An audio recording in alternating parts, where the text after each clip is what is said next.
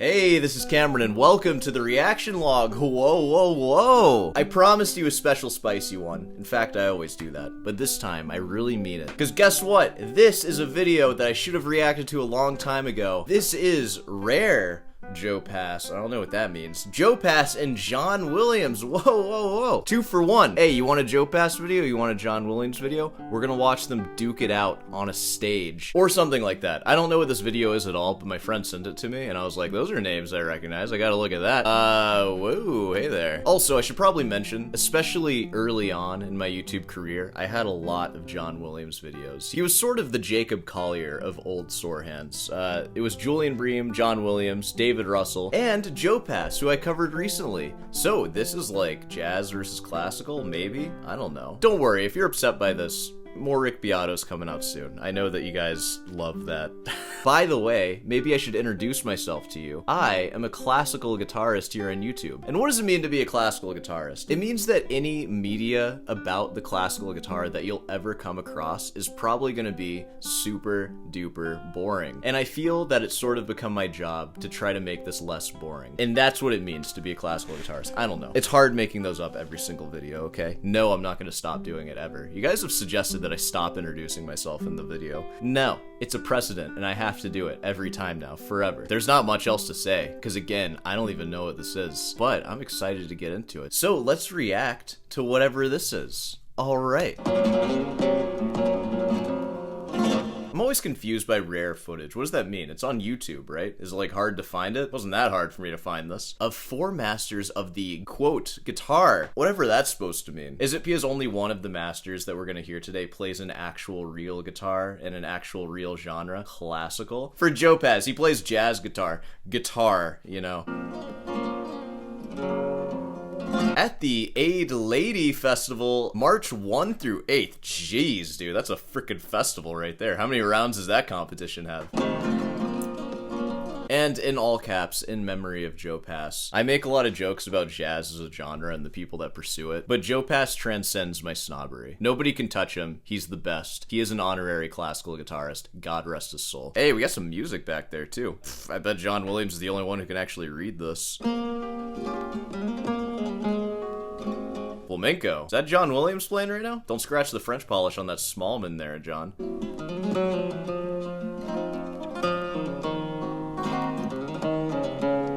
Paco Pena. It kind of looks like John Williams. If they didn't put the name on top of him, it would have fooled me, honestly. If you're musical in that environment, in Andalusia, southern Spain, at the time I was growing up, the immediate thing, the obvious thing was to play the guitar. Dude, it's the same today, too. Want to give your kids something to do? Keep them off the streets? They play guitar. It's the obvious choice for an after-school activity. Okay. When you play the guitar and sang flamenco and danced and so on. Don't do that now. Trying to keep your kids out of trouble, not in trouble.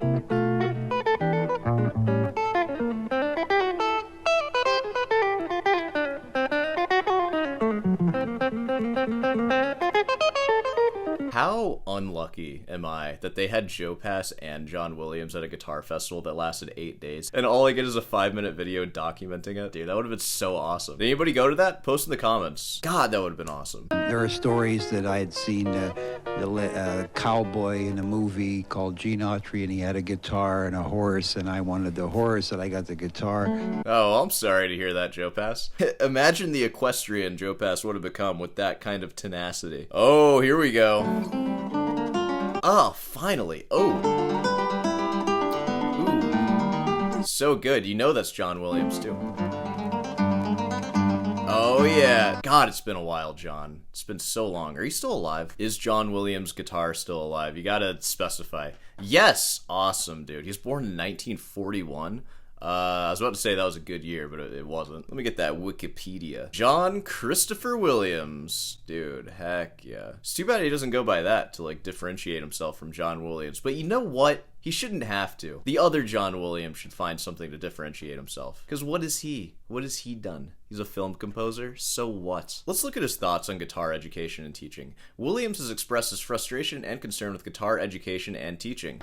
Well, there you go. That it is too one-sided, focusing only on solo playing instead of giving guitar students a better education, including ensemble playing, sight reading, and a focus on phrasing and tone production and variation. Wow, I kind of disagree with John on half of that. My least favorite part of my guitar education is the part where I have to play with other people. I feel like the rep is never good, and I hate playing just one part of a piece. I want to play them all. That's why I play classical guitar, you know? I feel like there's a reason why we study guitar differently than the violin studies. It's a whole different thing. I feel like a lot of guitar educators are going to disagree with me, but this is coming from a place of a very particular kind of guitarist. I've done orchestra, like cello, and I also played guitar, and I don't know, I just enjoy the loner lifestyle of just playing guitar in your room. Obviously, I think it's a better music education for you to play in ensembles and have sight reading practice and stuff. I get it. Williams notes that students are preoccupied with fingerings and not notes. Saying that to me, I'm the one who just tabbed out all my right hand fingerings for all my pieces I'm competing with. Also, interesting coming from John Williams, the one who is like the perfect technical player. You would think he would be obsessed with fingerings. This sounds like it's coming from the mouth of Julian Bream right now. Some are able to play difficult solo works from memory, but have a very poor sense of ensemble playing or timing. Yeah, dude. They don't need the ensemble. He notes the students play works from solo repertoire that are often too difficult. That is so true, dude. Nobody knows how to find easy classical guitar music to actually start with. And guess what? If you're starting with a soar etude that has like 3 voices in it, like most soar and honestly most Carcassi etudes, that's not the starting place. Those are way too hard. Even the piece that my videos start with, that's Soar Opus 60 number 1. I believe Fernando Soar's easiest thing he's ever written. Even that is like month 2 for most students, and like especially children, like probably month 2. But yeah, it's just so natural to start with these like super difficult etudes that are made for like people, like honestly a lot of those soar etudes are for like me to improve my technique and to hone on certain things, and I've been playing guitar for a long time. Those are not for the faint of heart and somebody who just jumped into it, is my point. So ensemble playing could be a solution for that, because I feel like a lot of the music you're going to play in an ensemble is going to be easier, and you're just kind of focusing on the musical structure of whatever you're playing. So that makes sense. Like again, I'm not trying to argue with John Williams. He's the freaking man, and I'm a nobody schlub loser piece of crap. You know, I gotta say my opinions on my own show. Where else can I say them? To encourage phrasing, tone production, and all-around musicianship, Williams arranges for students to play together in ensembles, choosing works from existing classical music repertoire, such as the easier Haydn string quartets. Dude, that's freaking dope. If you are gonna play anything in an ensemble, playing some string quartets sounds cool. Anyways, let's look at Joseph Haydn's Wikipedia. No, I'm just kidding. Alright, so we get a little feel for John Williams, in case you guys don't remember all the John Williams we've looked at before. Anywho, we're 1 minute into this video. Father put me on it. He was what we call nowadays, I suppose, a sessioned or a guitarist, an orchestral guitarist, played in the ABC show band, or the old radio show band that was in Melbourne in the 40s. Cool. All right, that's John Williams. Now, what is like Marson up next? What is this? Blues. We got some blues players. All right.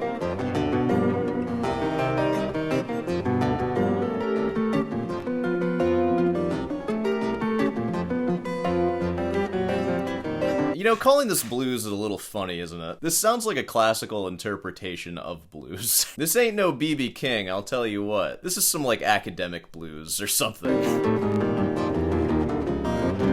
Yeah, like, what? Okay. I started playing because since the time I was, before I can remember, music just answered something for me. Cool. All right, dude. That was it. That's all he gets. Okay, and now it looks like we're getting into some sort of seminar that all 4 of these people are putting on. Whoa, whoa, whoa. All right, let's jump into this one. To the whole question of improvising, how all the great composers of that era were great improvisers. They were known for sitting at the organ and improvising. And, you know, maybe Bach had played around with the chaconne as if, you know, one had, like, might have been Joe on tour this country. Bach, after returning home, after finding out his wife had died while he was gone for 2 years, and he never knew until he got back. He might have messed around with the chaconne a little bit. There was some blues in there. I don't know. He was sad, I'm sure. Been Joe on tour this country. So the chaconne tune, as you'll all recognize, is... What a place to be, in an auditorium where everyone recognizes the chaconne. Glorious.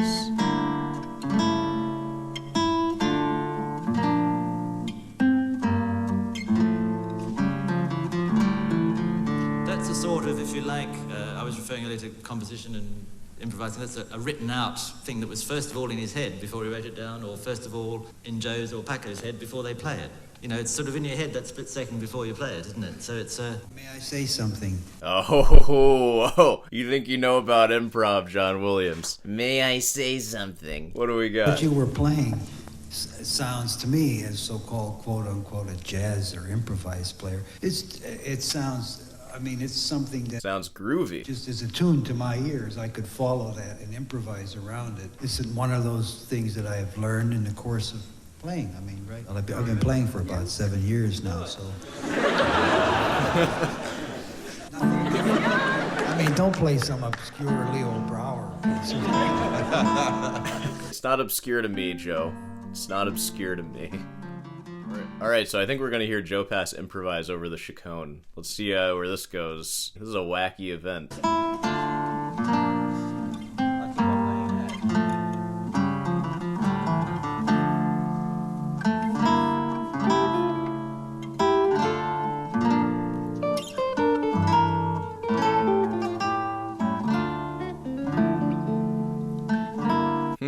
I don't know, Joe. This is really giving me the feeling of being in music school and you're trying to just practice your solo rep and someone else is just noodling over you. I've been the guy noodling over people. That's why I'm familiar with that situation. You're not going to play something better than what Bach wrote down. But, alright, he's going to try, though. And this, like, if he can't do it, nobody can.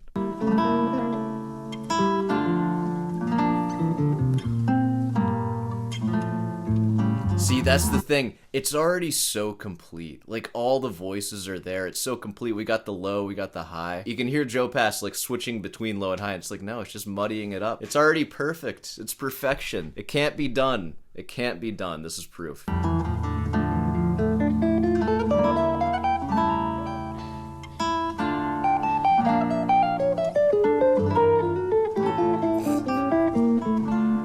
Doesn't that just improve it so much? This somber musical moment just turns into silliness when you start doing this. What's the meaning of this anymore? What does it become after a bebop line is played over the chaconne? What does that mean for us?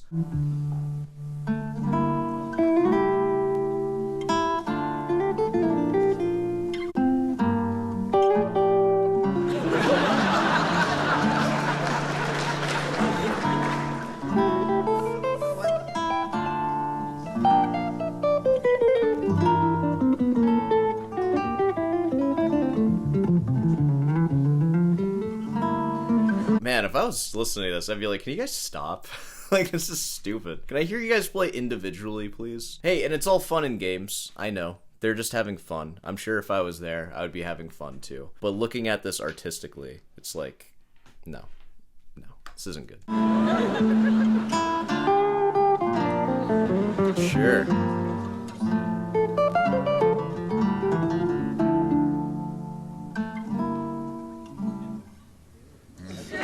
Yeah, I don't know. Kind of makes me want to try it. Let's do it. I actually found a recording of John Williams playing the Preludes in 997. Oh, and actually interesting, he doesn't start on the low A. He hits like a... Because that's how it goes in the actual keyboard version of it, because it's a descending line versus how I play it like that.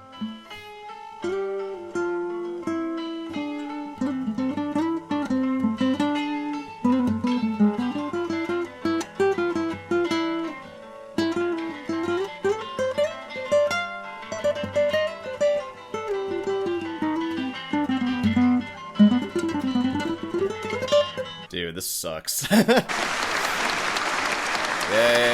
You did it. You ruined the chaconne. Next thing you know, they're gonna be burning books on that stage and they're gonna start clapping for that too. Yeah, we did it! We ruined it! We ruined everything. Okay. I mean, I'm improvising by using my ear and hearing what he's doing, and he's sort of playing the same changes, which is not really... He's just kind of playing what he practiced for like 40 years before this. John Williams is out to lunch when he's playing that. The only thing he's thinking about is trying to remember to restart every 8 bars instead of continuing on like he has practiced. He's probably going to have to work that out of his hands after this. Maybe in some concert where he's playing the chaconne, he might accidentally restart again. Because you know it's coming up. But I know that Paco can do the very same thing, and so can Leo. So it's not like I'm doing something really. The only thing they can't do is... Is that true? You didn't say Cameron can't do it. I feel like of all the bins you could have given us, that's a pretty gracious one. I do very little improvisation. I do it when I'm in trouble. Is that the blues guy saying that? Dang, dude, that's like, this is our blues guy. I try to refer to my manuscripts whenever possible for my blues tunes. If I'm playing something that isn't written down in standard notation, I'm in trouble.